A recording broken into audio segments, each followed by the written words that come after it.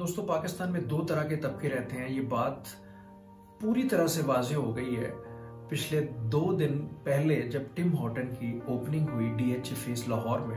तो हमें पता चल गया कि पाकिस्तान में दो ऐसे तबके रहते हैं। एक तो वो जो बहुत अमीर से अमीर तर है और एक वो जो बहुत ही गरीब है, बिलो द पॉवर्टी रहते हैं वो लोग। या आप देख रहे हैं जो लाइन इतनी लंबी लगी हुई है, ये कॉफी का एक कप पीने के लिए खड़ी है और इसने 64 साल की जो तारीख है टिम हॉर्टन की वो भी बदल दी है। सारे रिकॉर्ड तोड़ दिए हैं पाकिस्तान ने कि 64 सालों में इतनी ओपनिंग पे किसी भी कंट्री में सेल नहीं हुई जितनी पाकिस्तान में लाहौर में डीएच 6 में हुई है।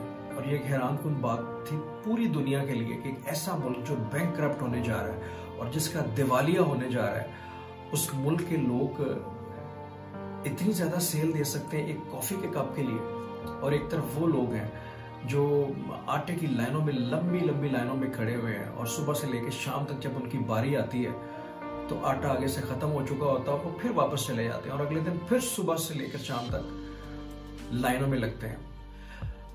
दोस्तों, ये दोनों तबके अपनी अपनी जिंदगी गुजारने के पूरे हकदार हैं। जो टिम हॉर्टन की कॉफी वाला तबका है, उसने अपनी जिंदगी में बहुत मेहनत की और उसने एक स्टेटस बनाया। उसने अपनी जिंदगी में बहुत मेहनत की और उसके पेरेंट्स ने, उनकी आबा अजदाद ने बहुत मेहनत की। उसके बाद वो टिम हॉर्टन की लाइन में लगने वाले लोग बन गए और एक वो लोग बन गए थे जो बहुत गरीब से गरीब तर थे और जिन्होंने अपनी जिंदगी के असूलों को नहीं तोड़ा और अपनी जिंदगी को एक ही डगर में गुजारते रहे और गरीब से गरीब तर होते गए। हम यहाँ पे अपने मुल्क को भी दोष नहीं दे सकते सारा, क्योंकि सबसे ज्यादा कसूर 90% कसूर इंसान का अपना होता है। जब वो इस दुनिया में आता है वो मेहनत नहीं करता और मेहनत ना करने के बायस वो बहुत पीछे रह जाता है।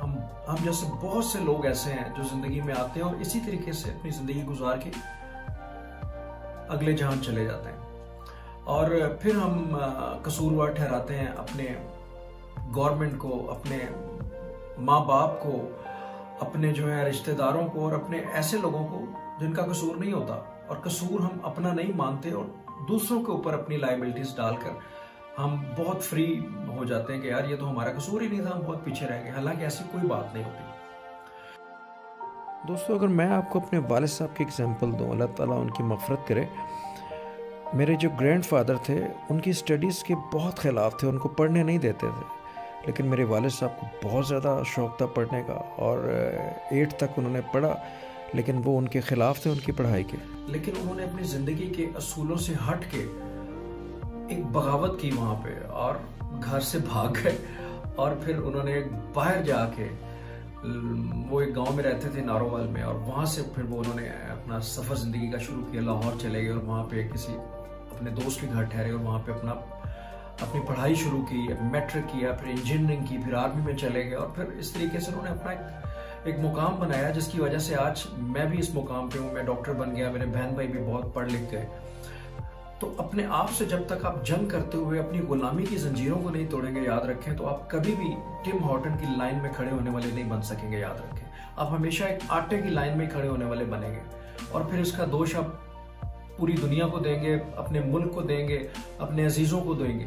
हालांकि आप खुद जिम्मेदार हैं इसके कि आप एक आटे की लाइन में खड़े हैं और वो लोग टिम हॉर्टन की लाइन में खड़े हैं। और हमें अफसोस तो होता है कि उन लोगों को कोई एहसास नहीं है गरीबों का, लेकिन किसको एहसास है आज तक? पाकिस्तान में कभी किसी को एहसास हुआ है? हम एहसास से मरी हुई कौम है और हमें बिल्कुल एहसास और जिम्मेदारी का कोई नाम नहीं है हमें कि हमारा जो हमसाया वो भूखा मर रहा होता है और हम 6वीं दफा हज करने जा रहे होते हैं। हमारे हमसाये की बेटी जो है वो बूढ़ी हो रही होती है जहेज के लिए, लेकिन हम अपने नाम के साथ अलहाज लिखवाने के लिए हज करने जा रहे होते हैं 10वीं दफा। तो ये हालात जब पाकिस्तान के होंगे और पाकिस्तान के लोगों के होंगे तो याद रखें फिर टिम हॉर्टन की जो लाइंस हैं इस तरह लगती रहेंगी और आटे की लाइंस उससे भी लंबी लगती रहेंगी। बहुत शुक्रिया। डॉक्टर कमर को इजाजत दीजिए। अल्लाह हाफिज।